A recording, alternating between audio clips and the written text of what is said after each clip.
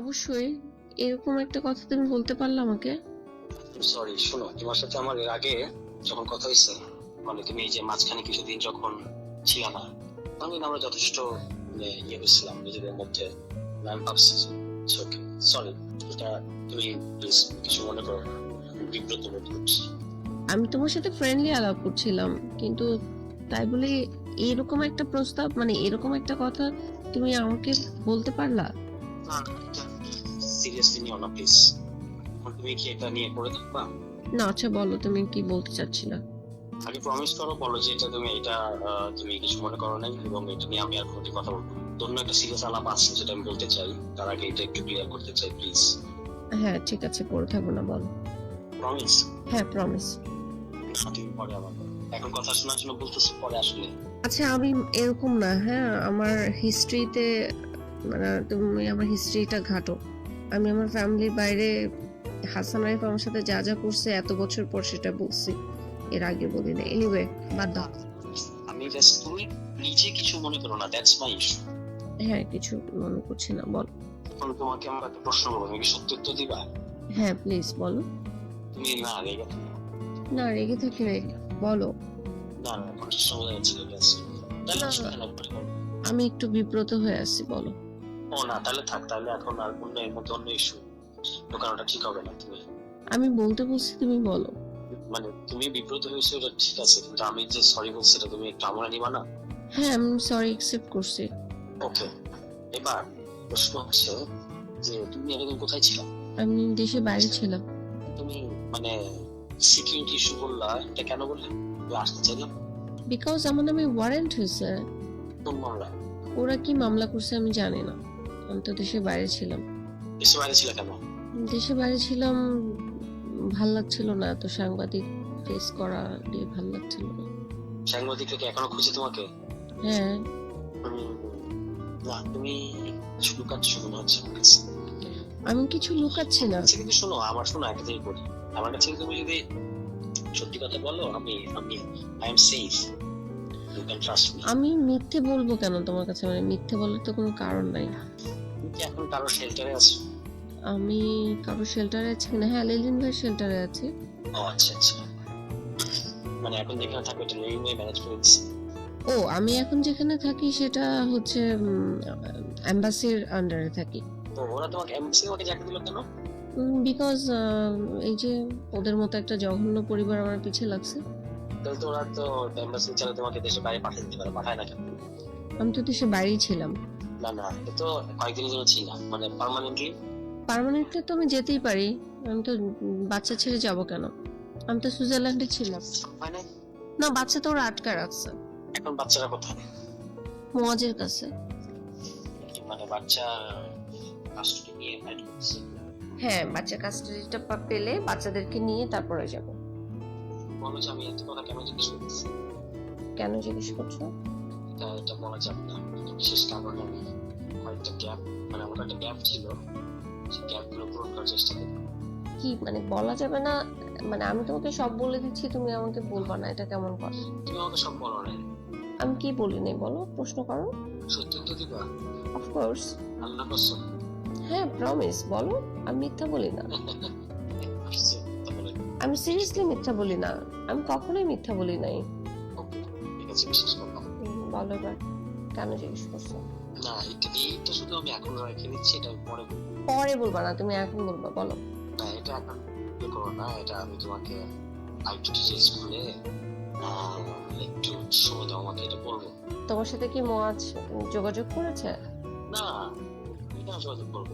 তোমাকে, তোমার সাথে যে আমার কোনো যোগাযোগ আছে সেটা তার জানার কথা না, কিন্তু আমি একটু আশ্চর্য হলাম, তুমি আজকে মনে হয় আমাকে ফোনে কল দিছো, আজকে না কালকে ফোনে কল দিছো কেন? বাংলাদেশে আসছি সেটা বোঝানোর জন্য, কিন্তু ভাবতেছিলাম বিদেশে। না, সেটা তো তুমি আমাকে সিগনালে বললো, আমি বিশ্বাস করি, এটা বিশ্বাসের কোনো ইস্যু। প্রবলেমটা কোথায়? কিসে? তুমি আমাকে বলছো পলিটিক্যাল কোনো ইস্যু নিয়ে আমার সাথে কথা বলবা না, ফ্রেন্ডলি আলাপ করবা। তো আমি হচ্ছে ওকে ফ্রেন্ডলি আলাপ করবা, তো তাই আমি হাই হ্যালো কথা বলছিলাম, কিন্তু তার মানে এরকম কিছু ভাবতে পারো এটা আমি ভাবতেও পারি নাই। না না, এটা শোনো, এটা দিয়ে তুমি আমাকে ভুল জাজ করো না প্লিজ, আই রিকোয়েস্ট ইউ। দেখো একটা জিনিস বলতে পারি, তুমি না এগুলো বলার ছিল না। তুমি এখন কিছুই বিশ্বাস করবে না। তুমি সাসপেন্স তৈরি করছো কেন? তুমি সাসপেন্স তৈরি করছো কেন? সাসপেন্স তৈরি করছি না আমি, তুমি এখন আর আমাকে বিশ্বাস করবে না। আমি তুমি ভাবতেছি যে এই কথা দিয়ে তুমি আমি আমাকে তোমাকে বিশ্বাস করবো কি করবো না সেটা পরের কথা, তুমি আমাকে বলতে থাকো, আমি শুনতে থাকি। না এভাবে হয় না। কিভাবে হয়? ধরো তোমার সাথে আমার অনেক দিনের পরিচয়, অনেক দিনের না, যে কয়েকদিনের, তার মধ্যে আমি তোমার অনেক ধরনের ব্যাপার স্যাপার দেখছি। এখন তুমি ধরো এমন একটা কিছু বললে যেটা আমি আশা করি, ধরো বলতেছি, এখন আমি তো তোমার ওই একটা কথাতে তোমাকে পুরোপুরি বিচার করবো না, পুরো মানুষটাকে বিচার করবো। আচ্ছা তুষার, তুমি আমাকে একটা কথা বলো, আমার কোনো অ্যাক্টিভিটিসে তোমার কাছে কি মনে হয়েছে যে আমাকে এই কথাটা লেখা যায়? মনে হলে সেটা আমাকে বলো। না না, আমি শোনো, আমি এটা নিয়ে আমি নিজে বিব্রত। তুমি যদি এটা ধরো এখন ইয়ে করতে টানো, তাহলে আমার জন্য আমি আমি আরো বেশি সরি ফিল করবো। আমি এটা থেকে বেরোতে চাচ্ছি যে আমি এটা ভুলে বলছি, এন্ড দ্যাটস ইট, শেষ। আমার সাথে তোমার একটা ফ্রেন্ডলি সম্পর্ক। I have sympathy for you, sympathy মানে এমপ্যাথি, সিম্পাথি না, ফ্রেন্ডশিপ হয়েছে আমার তোমার সাথে। বুঝাই না তোমার দিক থেকে হয়েছে, আমি আশা করি। এখন তুমি যদি এটা ধরো, এটা দিয়ে যদি আমি সেটাই বলছি, যদি এটা দিয়ে আমাকে বিচার করো, তাহলে আমার জন্য একটু বেশ মুশকিল এবং দুঃখজনক হবে আর কি। আমি জানি তুমি খুব ব্রিলিয়ান্ট একটা ছেলে, রাজনীতি করছো, ভালো করছো। আমি তোমার সম্পর্কে অত ভালো জানিও না, বিথির একটা ইনসিডেন্ট জানি, আর সেটা হতেই পারে, মানুষের প্রত্যেকটা মানুষের জীবনে একটা না একটা ইনসিডেন্ট থাকে। না জেনে তুমি ওইটা নিয়ে আমাকে বিচার করতে পারবা না। না, আমি উচিত হবে না। আমি এটা নিয়ে আমি কারো ব্যক্তিগত জীবনে ঘাটতে চাই না, আমার কোনো দরকার নাই, ওটা নিয়ে আমি তোমাকে বিচার করছি না। এরকম পাবলিক চর্চার বিষয় হয়েছে, তখন তো যেমন ধরো তোমার ফ্যামিলির ওই ইস্যুটা যখন একটা চর্চার বিষয় হয়েছে পাবলিক, তখন কিন্তু তোমার কাছ থেকে আমি অল্টারনেট ট্রুথটা জানতে পারছি, অল্টারনেট ফ্যাক্টটা, তাই না? সো এটা সবারই ওই ব্যক্তিগত ফ্রেন্ডশিপের ক্ষেত্রে ইম্পর্টেন্ট। তুমি কেমন মানুষের সাথে মিশো। এখন ধরো তুমি যদি আমাকে উল্টাপাল্টা জাজ করে থাকো বা ওই ঘটনা পুরোটা বিশ্বাস করে থাকো, বিশ্বাস করে যদি বলো যে ওইটা আমার কাছে এখন আর গুরুত্বপূর্ণ না, তবুও তো সেটা আমার জন্য একটা খুব ইয়ে হয়। শোনো, আমি না খুব জাজমেন্টাল কেউ না। আপসেট। আমি আমি যখন বিথির কাছ থেকে জানছি, তখন তার পক্ষ থেকে জানছি। হ্যাঁ, আমি সেটা আর তুলতে চাই না, এই একটার মধ্যে আরেকটা ঢোকাও না। তোমার কাছে কেন এটা? বিথি আমার ইন্টারভিউ নিছে না, আচ্ছা আমার সাথে তো সবার যোগাযোগ হয়। আচ্ছা, ঠিক আছে, ড্রপ ইট। তবে আমি বলবো যে এই ব্যাপারে তোমার এখনই না হলেও তোমার এই ইস্যুতে তুমি তো ওর কাছ থেকে শুনছো, সো তো পাল্টা ফ্যাক্টটাও তোমার শোনা উচিত বা শোনার ধৈর্য থাকা উচিত কখনো না কখনো, ঠিক আছে? আমি তো এটা নিয়ে বাজার গরম করি নাই, দেখো আমি তো এটা নিয়ে ফেসবুকিং করি নাই, আমি এটা নিয়ে আমি নীরবে সহ্য করছি আর কি। কিন্তু আমি এমন এমন জিনিস আমার বলার ছিল যেগুলো বললে আমার অনেক কিছু ইয়ে হতো আর কি। কিন্তু আমি ভাবি নাই যে, বা আমার মনে হয় না যে এটা নিয়ে ফেসবুকে চর্চা করা উচিত। এনিওয়ে, তুমি আমাকে এটাই তোমার ইম্পর্টেন্ট কথা ছিল? না না, এই কথাটা আমি বলি নাই। বলো আমি চেপে গেছি। বলো। না আমি না, না, আমি খুব খারাপ ধারণা পোষণ কেন করবো না? তুমি কেন আমাকে এই কথা বললে? আমি এটা ডিজার্ভ করি না। তুষার, তুমি আমাকে ভুল বুঝেছো। এমন যেটা এটা তুমি কি মুয়াজ যে আমার ছবিগুলো আপলোড করেছে সেখান থেকে একটা ইন্টেনশন তৈরি করেছো নিজের মধ্যে? আস্তাগফিরুল্লাহ, জি জি, কখনোই না, জি জি। ছবিগুলো তো দেখে বুঝতেই পেরেছো যে এই ছবিগুলো একান্তই ওরা আর আমার। শোনো, আমার প্রথমত আমার ফেসবুক আইডি ডিসেবল করা, এবং আমি অনেকদিন ধরে ফেসবুক নাই, আমি এই ধরনের কোনো ছবি টবি দেখি না। আমি বিন্দু মাত্র এরকম কোনো কিছু দেখে আমি তোমার সঙ্গে কোনো ধারণা পোষণ করি না। কিন্তু একটা জিনিস তোমাকে আমি অনুরোধ করবো ভাবার জন্য, যে ধরো মানুষ তো ফ্ল্যাট না, হ্যাঁ? এবং ধরো কারোর মধ্যে কেউ তো কাউকে একটা প্রস্তাব দিতে পারে, ঠিক আছে? সেটা যদি অন্য দিক থেকে যদি সমান রেসপন্স না আসে, দ্যাটস ডান। এটা নিয়ে সে যদি আর পাল্টা তোমাকে করে ফোর্স করতে চায় কিংবা করতে চায়, তাহলে এটা সমস্যা। যদি সেটা না করতে চায়, তাহলে তোমার রিজার্ভেশন তুমি জানাইছো, দ্যাটস ইট, এটা নিয়ে স্টপ হওয়া উচিত না। আমি জানি আগাচ্ছি না, আমি জাস্ট আমার মধ্যে রেখেছি। না, কিন্তু তুমি আমার বুঝতে পারছি আগাচ্ছি না বলতে, তুমি যে এটাকে এখনো প্যারা খাচ্ছ, কিন্তু আমাকে প্যারা দিচ্ছি। আমি প্যারা খাচ্ছি সেটা তোমাকে কেন প্যারা দিবে? আমি ভাবছি যে তার মানে কি হচ্ছে, আমি আমার ক্যারেক্টারটাকে এইভাবে প্রেজেন্ট করছি মানুষের কাছে? No no no, not at all. I can assure you please. দেখো, you can trust, you should trust me. আমি এটা তোমাকে খুবই ডিসেন্ট একটা মানুষ মনে করি, এবং করি দেখি আমি ওই দিন তোমার সাথে হাসপাতাল পর্যন্ত গিয়ে তোমাকে বাসা পর্যন্ত কুর্সি দিয়ে পুলিশ টুলিশ সহ ইত্যাদি করে তারপর আমি মানে এই যে ইয়েটা আমি সেদিন নিচ্ছি, ভূমিকাটা এটা আমি নিচ্ছি কিন্তু কারণ I have some respect and sympathy for you, and I am also concern about your issue. এই কারণে আদারওয়াইজ আমি যদি তোমাকে মনে করতাম এনিথিং, তুমি কি আমার মধ্যে অন্য কখনো এই ধরনের কোনো ইয়ে দেখছো? সেই জন্য তো তোমার সাথে সাহস করে কথা বলছি। ইনফ্যাক্ট আমি যে দেশের বাইরে গেছি সেটা তুমি জানতে বাংলাদেশে একা, আর লেলিন ভাই ছাড়া কেউ জানতো না তো। আমি তো কাউকে বলি নাই কিছু। এবং দেশে এসে তোমার সাথে যোগাযোগ করেছি। আই ট্রাস্ট ইউ, দ্যাটস আমি রাইট। আমি থ্যাংক ইউ, কিন্তু আমি কিন্তু অবাক হয়েছি যখন তুমি আমাকে ফোনে কল দিছো। কেন? কারণ ফোনে কল দিয়ে তো ট্র্যাক হবে তো। ও আচ্ছা, ফোন তো আমি বন্ধ করে দিয়েছি। এই জন্য তো তুমি যখন আসতে চাইলে তখন আমি নিষেধ করলাম। বাসায় তো আসা এটা প্রোটোকলের বিষয়। আমার বাসায় মানে আমি যেখানে থাকি সেখানে একটা আমি ফ্রি মুভ করতে পারি। ইনফ্যাক্ট আমি কালকে ওয়ারেন্ট আমার নামে ওয়ারেন্ট, হ্যাঁ কিছু হবে না। ওরা এইসব আলতু ফালতু ওয়ারেন্ট করে তো কিছু করতে পারবে না। আমাকে তো ওই ক্রাইমটা করতে হবে, আমি তো কোনো ক্রাইম করি না। আমি তো তোমাদের প্রোগ্রামেও গিয়েছিলাম। সরি, মানে এই যে তোমরা মানিক নিয়ে অভিনীত যে প্রোগ্রামটা হলো আত্মপ্রকাশের,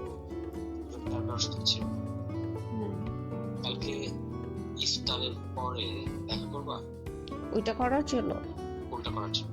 যেটা তুমি আমাকে লিখেছো। ছি ছি ছি ছি, তুমি আমার সব কথাকে যদি এরকম এটা দিয়ে জড়াই ফেলো তাহলে আর কোনো কিছু বলতে পারবো না।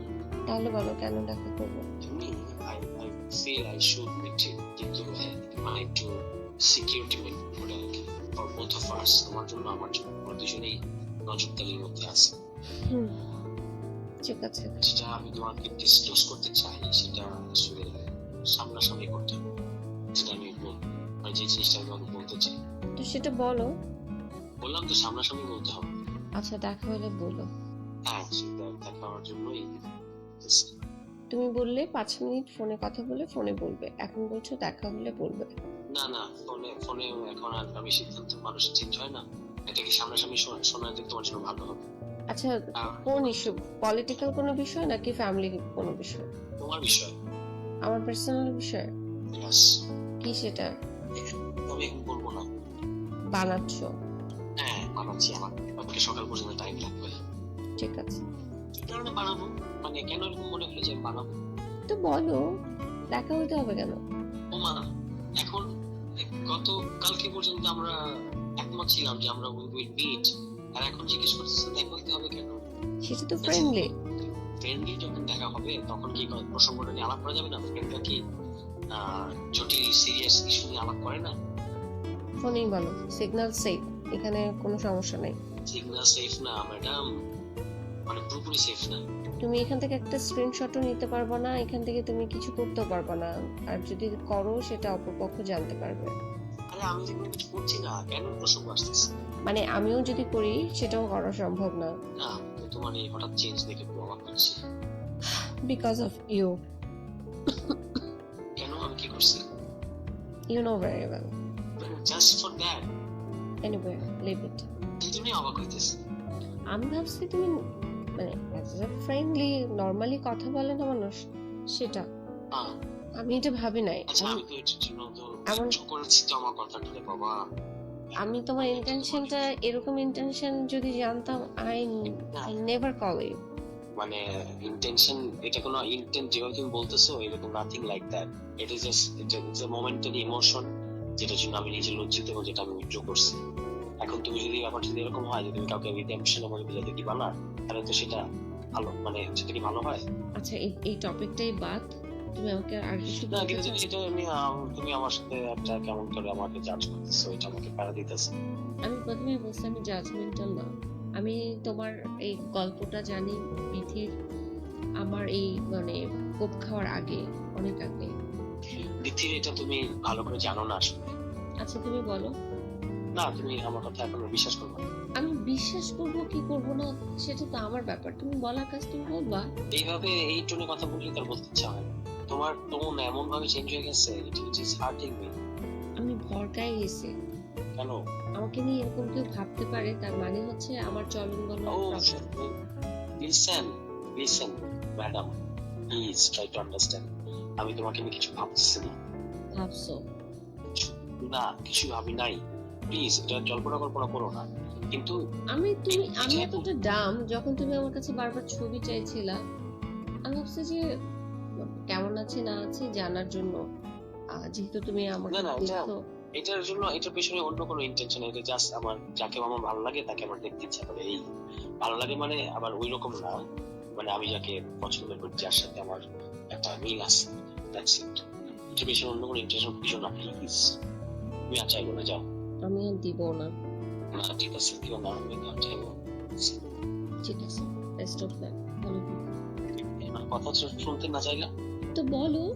তাহলে এভাবে কেটে দিচ্ছ কেন? এত আর শুনতেছো? তুমি এই যে তুমি সাসপেন্স তৈরি করো, কিছু বলছো না। যেটা আমি বলতে চাইছি হুম। সেটা আমি বলবো, কিন্তু তার আগে তুমি এখন যে মুডে আছো এটা থেকে বের হইতে হবে। এটা বের না হলে আমি বলবো না। আমি তো থেকে আমাকে জানতো না, আমাকে রিমোটে চাপ দিবা আর চেঞ্জ হয়ে যাবে। টেনশনে পড়ার কিছু নেই, বিষয়টা গুরুতর, কিন্তু যদি তোমার খুব চিন্তা করতে হবে সেরকম না, মানে নো রিস্ক, কিন্তু জানা থাকলে ভালো হবে আর কি। তো সেটা এখন বলো। পরে বলবো। আচ্ছা, তুমি যদি না। আমার ওয়েল উইশার হও তাহলে তো আমাকে বলা উচিত তোমার। অবশ্যই well wisher, without any doubt. Please বল। এখন তোমার এই মুড আমি বুঝতে পারতেছি না। আচ্ছা, বলো না। তুমি কি একটা সত্যি কথা উত্তর দিবা? আমি সবসময় সত্যি কথা বলি, বলো। তুমি আমাকে অনেক খারাপ লাগতেছে, তাই না? না, আমি তোমাকে খারাপ ভাবছি না। আমি ভাবছি যে তার মানে আমার চলাফেরা, আমার চলন বলন, আমার ওয়ে অফ আমি থিঙ্কিং, ঠিক- এগুলি No, এগুলি আমি- আমার ইমপ্রেশন, এটা তার মানে No, হচ্ছে no. এটা ক্রিয়েট করে। তুমি আমাকে ব্লেম No, করছো। no, no. No. আমি যে অন্তত 3 বার ক্লিয়ার করলাম ব্যাপারটা, তা না? তুমি কেন বিশ্বাস করছো? এটা আমার মনে হচ্ছে। মানে কি বলবো, মানে ধরো একটা মানুষ একটা কথা বলছে, কিন্তু তার জেনুইনিটি তোমার বোঝা উচিত তোমার ব্যাপারে। সে একটা কথা বলছে, তোমার পছন্দ হয়নি, তুমি একটু রিজার্ভেশন দেখাইছো, সে তো নিজেকে সরে আইছে। কিন্তু এটা ধরো তুমি যদি এটা দিয়ে তাকে পুরোপুরি বিচার করতে থাকো বা আবার নিজের ব্যাপারে বিচার করতে থাকো, এগুলো তো অস্বস্তি তৈরি করে। তুষার, আমি যখন তোমার সাথে প্রথম কথা বললাম 16 ডিসেম্বর নিয়ে, মনে আছে? আমি জাস্ট একটা ক্লিক, 16 ডিসেম্বর নিয়ে কথা বললাম না প্রথম। মনে কি কথা হচ্ছে? আরে, নাগরিক কমিটির অফিসে হ্যাঁ 16 ডিসেম্বর একটা প্রোগ্রাম করার কথা ছিল না? তখন আমি তোমাকে ক্লিক করার জন্য আমি তোমাকে এই এই প্রসঙ্গটা তুললাম। তখন দেখলাম তুমি যথার্থ উত্তর দিলা। তো আমার কাছে মনে হচ্ছে ছেলেটা তো মেধাবী। প্রসঙ্গটা আমি তোমাকে বললাম না 16 ডিসেম্বরটা কি ঠিক আছে, আমরা কি ইতিহাসটা জানি, মনে আছে? হ্যাঁ তখন তুমি আমাকে উত্তর দিলা। তো তোমার কথাবার্তা শুনে আমার কাছে মনে হচ্ছে আরে ছেলেটা তো ব্রিলিয়ান্ট, জানাশোনা। এরপরে দেখলাম তোমার কার্যক্রম, তুমি অ্যাক্টিভলি কাজ করছো। তো আমার কাছে মনে হচ্ছে যে মেধাবী একটা ছেলে, রাজনীতি করছে। আমার তোমার সম্পর্কে আমার খুব ভালো ধারণা। কিন্তু সেই ছেলেটার মুখ থেকে সরাসরি আমি শব্দটা কিন্তু এখন পর্যন্ত উচ্চারণ করি নাই যে আমি আমি তুমি কি আমাকে লাগাতে দিবা, এইরকম ওয়ার্ড তোমার মুখ থেকে আমি আশা করি নাই। I am just surprise. আচ্ছা এখন কি তুমি এটা দিয়ে তোমার আগে আমার সম্পর্কে যা যা ইমপ্রেশন ছিল সব কিছু কি মুছে ফেললা? আমি surprised. I am sorry for that, কিন্তু একটা মানুষকে একটা ঘটনা দিয়ে বিচার করাটা ঠিক না। আমি বিচার করছি না বাবু, আমি তোমাকে কিছু বিচার করছি না। আমি সারপ্রাইজড এন্ড আমি আমাকে ইউ আর সারপ্রাইজড। বুঝতে পারছি না। I am sorry, I am really sorry. I feel very ashamed that it has made you surprised. Isn't it enough? Yes, probably enough. হ্যাঁ, বাট আমার একটা জিনিস না, এগুলো আর বলবো না। তুমি এখন যাই বলবো সব খারাপ সবকিছুই লাগবে। তুমি বলছো, এই বলছো, আবার বলছো বলবো না। কেন এরকম করছো? না কারণ কেন, আমি সবই বলতে, আমার কোনো কিছু বলতে সমস্যা ছিল না, বাট এখনকার পরিস্থিতি একটু ডিফারেন্ট। আচ্ছা, যদি কোনো কিছু বলতে না চাও তাহলে ইমপ্রেশন তৈরি করো না, বইলই না। আর যদি বলতে চাও তাহলে স্ট্রেইট বলো।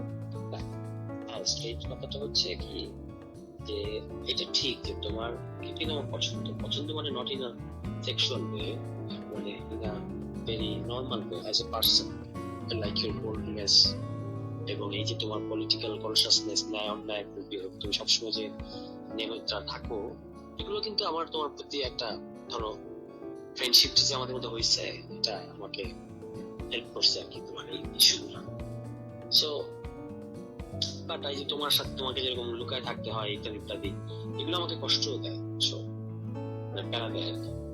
সেখান থেকে আমি জাস্ট রিকোয়েস্ট ছিল, ধরো একটা অনেক কিছুর মধ্যে একটা ছোট একটা বিন্দু, ওই বিন্দুটাকে ইগনোর করে আমরা এর মতো থাকি। I will try. Try. Yeah, because I need time.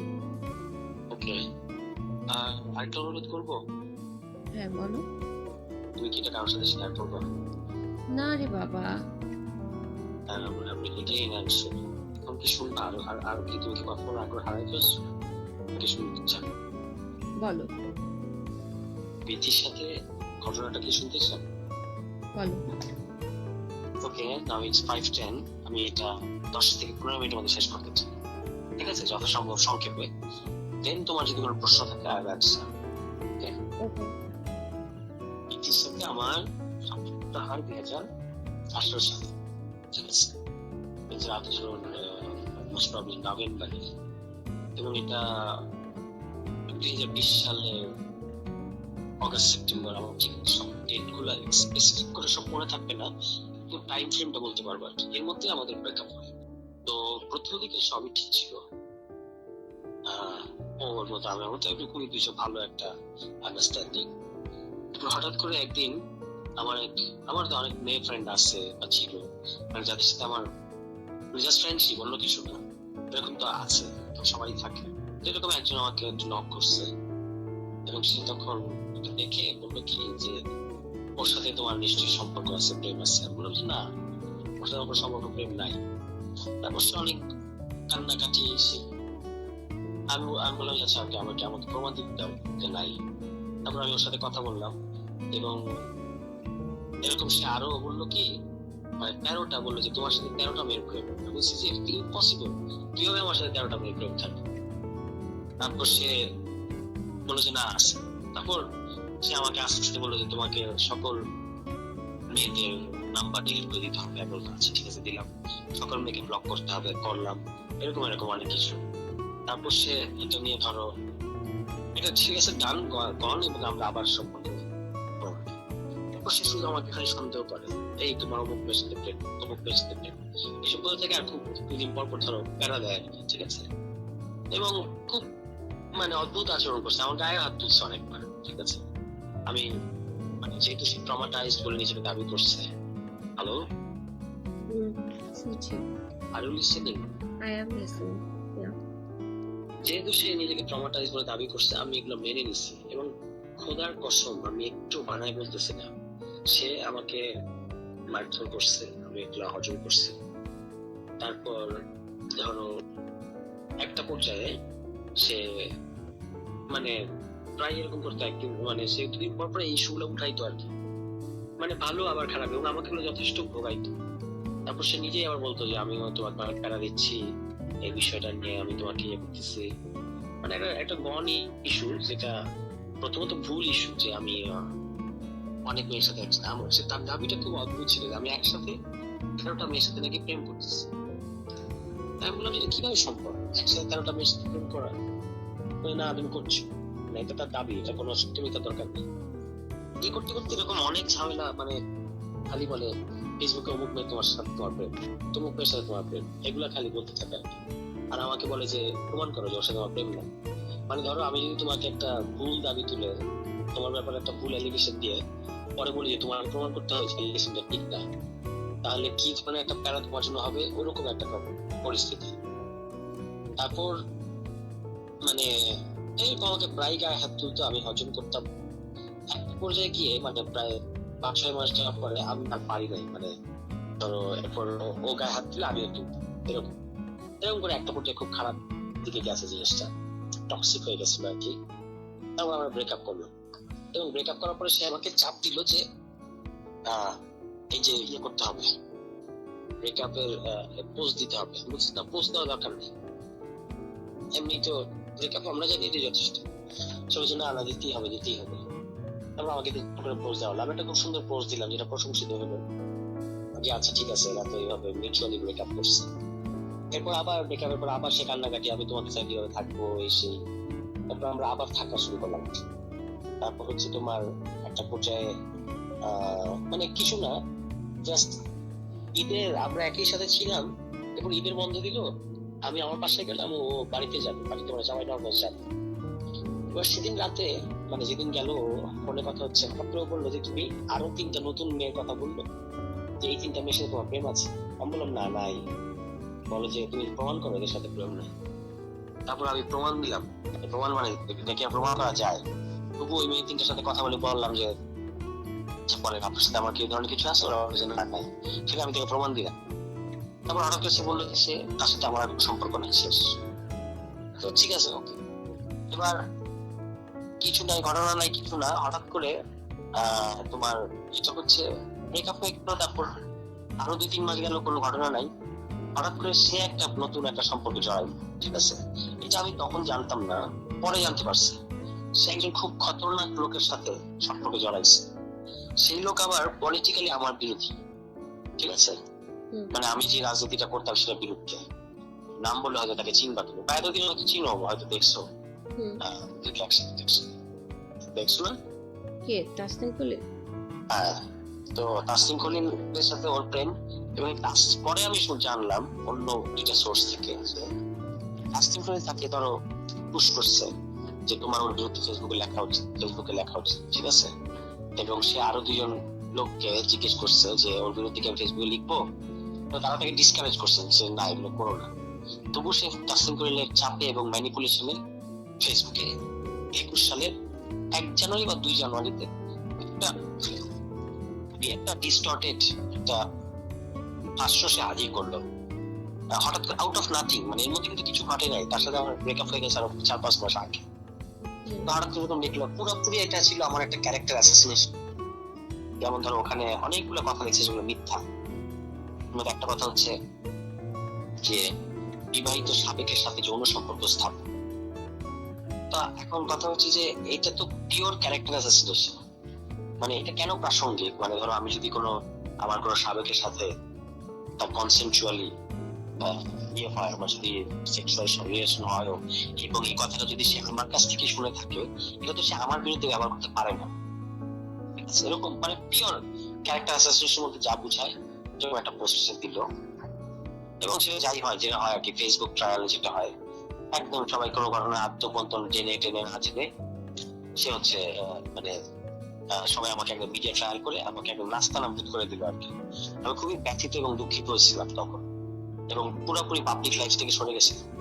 খুব কষ্ট পাইছিলাম যে মানুষ ঠিক আছে, ওর রাগ আছে বা ও হয়তো আমার বিরুদ্ধে ভিন্ডিকটিভ, কিন্তু বাকিরা কেন কিছু না জেনে কেন এরকম করবে? তো সংক্ষেপে এই হলো ঘটনা। আমাকে এরকম এটা তো সে করছে, এবং এরপরে 21 সালে করছে। আমার জীবন থেকে মোটামুটি 3টা বছর কেড়ে নিচ্ছে আর কি। ঘটনার পরে আমি 3 বছর একদম স্বাভাবিক হইতে আমার 3 বছর লাগছে। এই যে একটা ভয়ঙ্কর মিডিয়া ট্রায়াল আমি করছিলাম, 3 বছর লাগছে। এবং এরপরে সে যেটা করছে, সময় সময় যখন যখন দরকার আমার বিরুদ্ধে মানে ক্যারেক্টার অ্যাসাসিনেশন করে গেছে। ধরো আমি জাতীয় নাগরিক কমিটিতে ঢুকছি, তখন সে আবার ওই বক্তব্য দিয়ে হাজির হয়েছে। এটা হলো 2024 সালের সেপ্টেম্বরে। আবার ধরো যে এখন জাতীয় নাগরিক পার্টিতে ঢুকছে, দল হয়েছে না, তো তখন এসে আবার আমার বিরুদ্ধে লেখা শুরু করছে।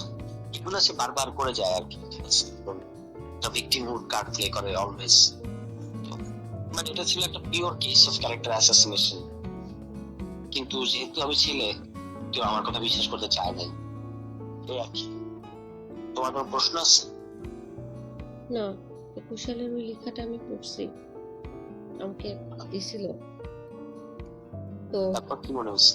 আমার কাছে, আমি কারোর ব্যক্তিগত লাইফ নিয়ে ইন্টারেস্ট না, আমি কারোর লাইফে তো ঘাটি না, কিছু মনে হয় নাই। না, আমি ডু ইউ থিংক যে ক্যারেক্টার অ্যাসাসিনেশন করা যাবে পাবলিকলি?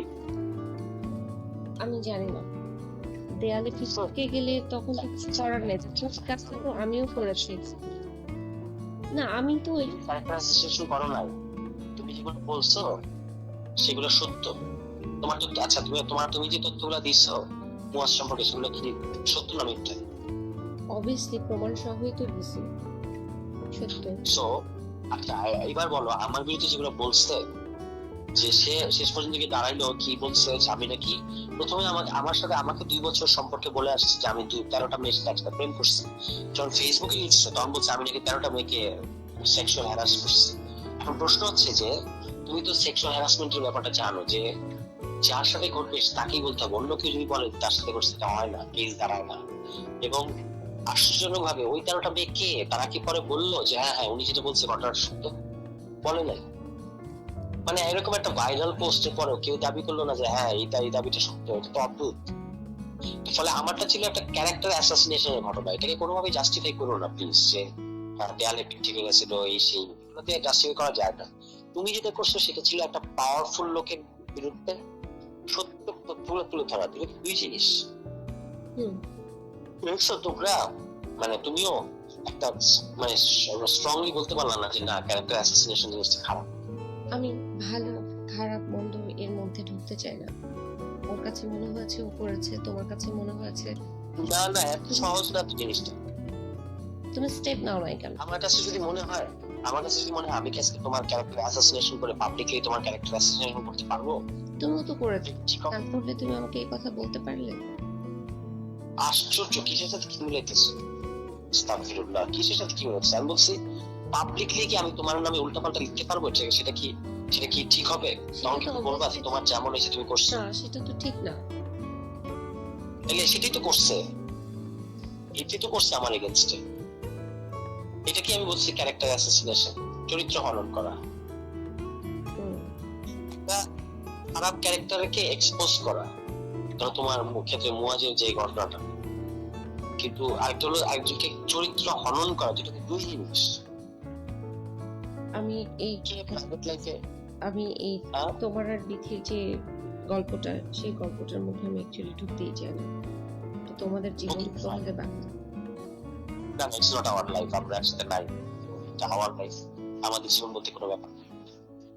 যাই হোক, আমি জাস্ট বলার, আমি এটা আসলে কারোর সাথে আই এগ্রি উইথ ইউ যে এগুলো নিয়ে আমার নিজের আগ্রহ নাই, কিন্তু আমি এটা শুধু তোমাকে বলার প্রয়োজন মনে করলাম এই জন্য যে যেহেতু সে তোমাকে একটা বলছে, তুমি জানো শুকনো দা আদার ভার্সন, আচ্ছা আমি এই কারণ আদারওয়াইজ আমার এগুলো নিয়ে চর্চা করার বা সারাক্ষণ বলার কোনো নেই।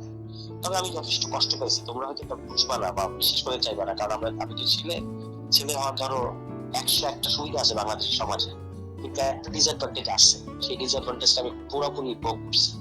খুবই কষ্ট পাইছি, বারবার আমাকে নিয়ে যেভাবে ফেসবুকে ব্যাশিং করছে এবং ক্যারেক্টার অ্যাসাসিনেশন করছে, আমি কষ্ট পাইছি আর কি। তাই তুমি বিয়ে করছো না কেন?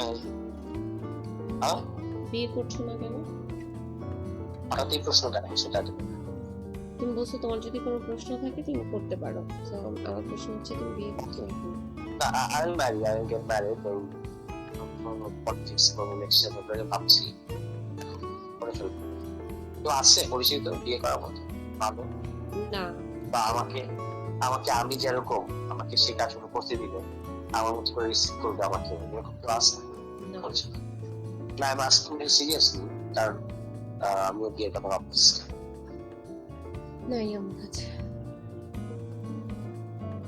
ওকে, বাই। রেখে দিবা কেন? কি বলবো? তুমি একটু ইচ্ছে করতে পারবা না আমার সাথে প্লিজ? ঠিক আছে, তুমি গুরুত্বপূর্ণ কথাটা বলো। আমি তোমার সব কথা শুনলাম তুষার, এবার তুমি বলো। না, তুমি এখন বললে তুমি যখন টেনশন করতে থাকবে। আমার জীবনে টেনশন শব্দ বলতে নাই আর, এত টেনশন ছোটখাটো কোনো বিষয়গুলো সমস্যা হয় না। বলো। না, কালকে বলি please. No, we can meet, কালকে বলি না আজকেই বলো। আজকে বললে তুমি আর কালকে দেখা করে আগ্রহ পাবো না। দেখা এমনিতেই হবে, বলো। Two people from TV, they asked me suddenly, all of a sudden, no প্রেক্ষাপট নাই, কিছু নাই, they asked me about you. কি বললাম যে আমাকে জিজ্ঞেস করবে, ওটা যেটা আমার তো কোনো ধারণা নাই, মানে যা বলা দরকার তোমার সঙ্গে কোনো ধারণা নেই গো, তোমার সঙ্গে কোনো যোগাযোগ নেই। জাস্ট ওই দিন একটা ঘটনা ঘটছে যে আমাদের অফিসে আসছেন একটু খাওয়া অফ টু হসপিটাল, এটুকুই আমার তার সাথে এক্সচেঞ্জের বাইরে কোনো ইয়ে নেই। তো এই যেটা ঘটনা তার আর কথা বাড়ায় নাই, ঘটনা হচ্ছে যে why did they ask? That's it. Do you have any clue? I don't know, জিজ্ঞেস করতেই পারে। তুমি তো বলে দিছো যে উনি জাতীয় নাগরিক কমিটির কেউ না। তুমি জাতীয় নাগরিক কমিটির কেউ বলো, তুমি কোন কমিটিতে আসছো? হ্যাঁ, আমি ধানমন্ডি থানার সদস্য না। কোথায় আন্দোলন সদস্য? তুমি লিস্ট থাকো, তুমি জানোই না। না যেটা হচ্ছে কি ওই সময় ওটা না বললে আরো সমস্যা হতো। ঠিক আছে, এখন এটা যে আমি তোমাকে বললাম এটার ব্যাপারে তোমার ইয়ে কি মনোভাব বা অনুভূতি? কোনটা? এই যে they asked me about you, ডিভি করতেই পারে। but why me? ও যে ওই দিন আমার সাথে ছিলে মেডিকেলে, সে কারণ হতে পারে। I don't know. তো আলো কেউ তো ছিল না, হয়তো তাদেরকে পায় নাই, বা তারা ফেমাস না তোমার মতো। এত ইজি না। আর হচ্ছে আমি কোনো ইয়ে করি নাই, কোনো ক্রাইম করি নাই যেটার জন্য ডিবি আমাকে খুঁজবে। এমনি হয়তো জিজ্ঞেস বুঝছে আমাকে সেটা তারা বলেছে যে আমার নাম কি জানে কিনা, what about you, what is your update? Update জানতে চাইতেই পারে। সবাই সবাই আমাকে নিয়ে অনেক আগ্রহ। সেটা করতে পারে কিন্তু ব্যাপারটা ফিশি। আমার কাছে ফিশি না, তোমার কাছে কি নর্মাল। কি জানি, আমার কাছে তো ঠিক এরকম নর্মাল মনে হচ্ছে না। অ্যাবনর্মাল কেন মনে হচ্ছে? মানে হঠাৎ কেন আমাকে জিজ্ঞেস করো? আমি দিকে একটা যে সূত্র মিলে না ওদের কাছে জিজ্ঞেস করো যে থট আমি তোমার গার্লফ্রেন্ড, সে কারণে জিজ্ঞেস করছি। না না না এরকম কিছু মনে হয় না। মাথায় দিলাম তোমার এই জন্য অনেক ভাবার দরকার নেই, বাট এই আর কি। ঠিক আছে, আমি এগুলি নিয়ে ভাবি না। ওকে, বাই। আর দেখো হ্যাঁ, তুমিও ভালো থেকো। হ্যাঁ তুমিও ভালো থেকো। আমার tell me that you have accepted my sorry. Yeah, I will try.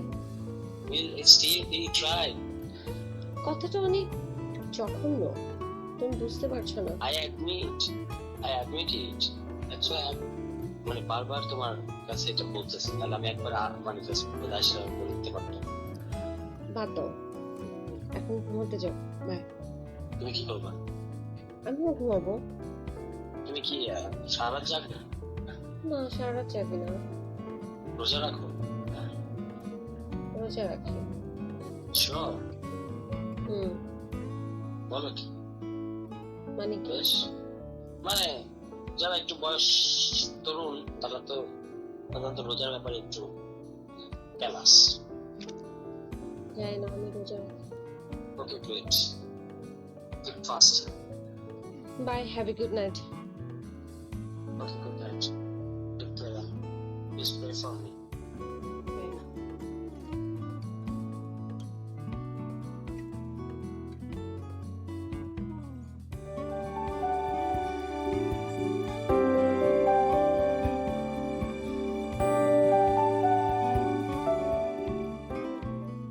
সাতচল্লিশ মিনিটের সেই অডিও যা বদলে দিয়েছে রাজনৈতিক আলোচনা, ভেঙে দিয়েছে বিশ্বাস আর সামনে এনেছে দলীয় ভিতরে লুকিয়ে থাকা আগুন। সারোয়ার তুষার ও নীলা ইসরাফিলের এই কল রেকর্ড কি শুধুই ব্যক্তিগত, নাকি এর পেছনে আছে রাজনৈতিক ষড়যন্ত্রের ছায়া? চলুন বিশ্লেষণ করি। আমি বলছি রিপাবলিক অ্যান্ড পলিটিক্স থেকে, যেখানে প্রশ্ন করা হয় প্রোপাগান্ডা নয়। কে এই সারোয়ার তুষার আর কে এই নীলা ইসরাফিল? এনসিপির কথিত পুলিশি যোগাযোগ বিশারদ সারোয়ার তুষার এবং আলোচিত নারীনেত্রী নীলা ইসরাফিল, এই দুই চরিত্র শুধু নাম নয়, ক্ষমতার সংলগ্ন রং। অডিওর প্রথম 10 মিনিটেই পরিষ্কার এটা হালকা প্রেমালাপ নয়। এখানে স্পষ্ট দেখা যায় পারস্পরিক বোঝাপড়ার আড়ালে থাকা এক প্রকার ক্ষমতার রাজনীতি। তুষার বারবার ব্যাখ্যা চাচ্ছেন, নীলা হালকা হুমকির ভঙ্গিতে কথা বলছেন। এই সম্পর্ক কি কেবল সম্পর্ক ছিল নাকি রাজনৈতিক বিনিময়? 47 মিনিটের এই অডিওতে আমরা শুনেছি কিভাবে একজন রাজনৈতিক নেত্রী নিজের ইমেজ রক্ষা করতে চান, আবার একই সাথে ফাঁস হওয়া কথোপকথনের দায় চাপাচ্ছেন পুরুষ সঙ্গীর ঘাড়ে। অডিও রেকর্ড হলো কিভাবে? এটি ফাঁস করল কে? এর লাভবান পক্ষ কে? এনসিপি দল কি আদর্শের জায়গায় দাঁড়ানোর রাজনৈতিক সংগঠন নাকি মেসেঞ্জার কলেই চলে রাজনীতি? যদি নেতৃত্ব এভাবে নিজের ভেতরের গোপন আলোচনা নিয়ন্ত্রণে ব্যর্থ হয়, তাহলে সেই দল সাধারণ মানুষের প্রতিনিধিত্ব কিভাবে করবে? এই অডিও শুধু দুই ব্যক্তির মধ্যে কথোপকথন নয়, এটি একটি দলীয় কাঠামোর ভেতরে থাকা সংকট, বিশ্বাসঘাতকতা এবং নারী ব্যবহার করে প্রচারণা তৈরির এক রূঢ় চিত্র। মনে রাখতে হবে, যেখানে আদর্শ হারিয়ে যায় সেখানে দল হয় ব্যক্তিকেন্দ্রিক, আর ব্যক্তিকেন্দ্রিক দল মানেই একসময় ভেঙে পড়া অনিবার্য। আপনি এই অডিও শুনে কি মনে করেছেন? এটা কি রাজনৈতিক ফাঁদ না ব্যক্তিগত দুর্বলতার প্রকাশ? কমেন্টে জানাবেন আপনার মতামত। বেল আইকনটি দাবিয়ে সাবস্ক্রাইব করুন রিপাবলিক অ্যান্ড পলিটিক্সে। আমরা প্রশ্ন করি, প্রোপাগান্ডা নয়। শেয়ার করুন ভিডিওটি যদি আপনি বিশ্বাস করেন রাজনীতি আদর্শের জন্য, ব্যক্তির গোপন কথার নয়। তো আজকে এই পর্যন্তই, কিন্তু প্রশ্নগুলো এখানেই শেষ নয়। এই দেশ, এই রাজনীতি, এটা আমাদের সবার। আপনি, আমি, আমরা সবাই মিলে গড়ে তুলব সচেতনতার একটা মঞ্চ। আপনার ভাবনা, আপনার চিন্তা এবং আপনার মতামত আমাদের দরকার। তাই কমেন্টে লিখে জানান এই মুহূর্তে আপনি কি ভাবছেন এবং আপনি কোন দিকে তাকাচ্ছেন। রিপাবলিক অ্যান্ড পলিটিক্স কেবল খবর বা বক্তব্যের জায়গা নয়, এটা একটা ভিন্ন মতের প্ল্যাটফর্ম। এখানে প্রশ্ন করার সাহস আছে, সত্যের পেছনে ছুটে চলার স্পর্ধা আছে। চ্যানেলটি ভালো লাগলে অবশ্যই সাবস্ক্রাইব করে পাশে থাকুন, কারণ একটা ক্লিকেই হতে পারে হাজারো অন্ধকার ভেদ করে আলো খোঁজা শুরু। ফিরছি পরের পর্বে আরও খোলামেলা বিশ্লেষণ নিয়ে। সে পর্যন্ত সবাই ভালো থাকুন, সুস্থ থাকুন। আল্লাহ হাফেজ।